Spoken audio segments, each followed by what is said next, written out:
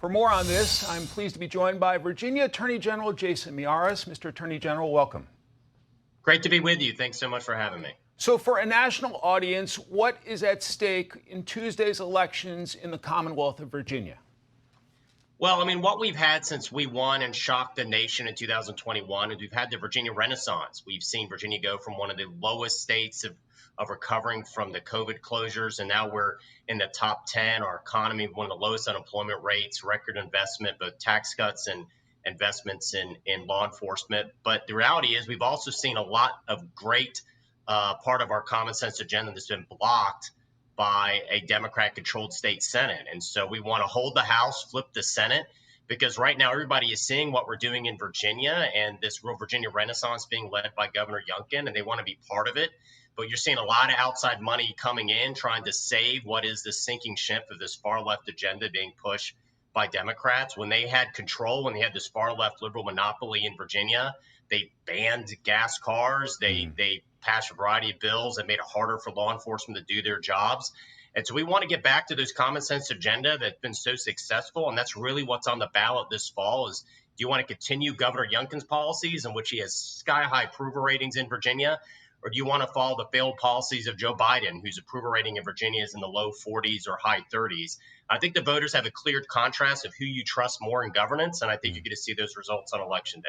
If Republicans led by Governor Youngkin are successful in changing Virginia from totally blue a couple years ago to completely red after this election, do you expect calls for Governor Youngkin to jump into the presidential race to grow?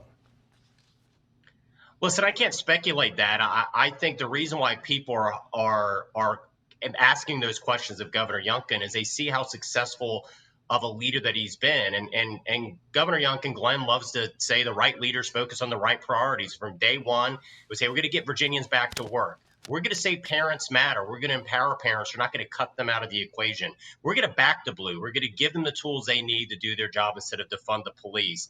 And so he is really laser focused on those kind of core issues about building a better Virginia.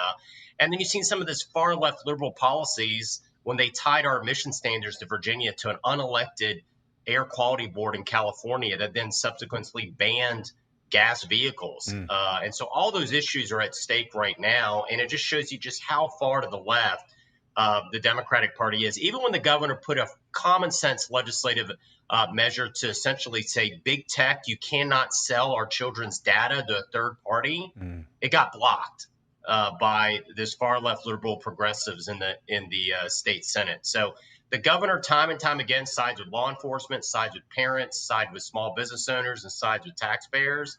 And time again, you're seeing that, particularly in the General Assembly, they really view Joe Biden as a model. They view California as the model. And we like to say, do not California our Virginia. Attorney General Jason Miyares of the Commonwealth of Virginia, thanks very much for your time today. Hey, Sean Hannity here. Hey, click here to subscribe to Fox News YouTube page and catch our hottest interviews and most compelling analysis. You will not get it anywhere else.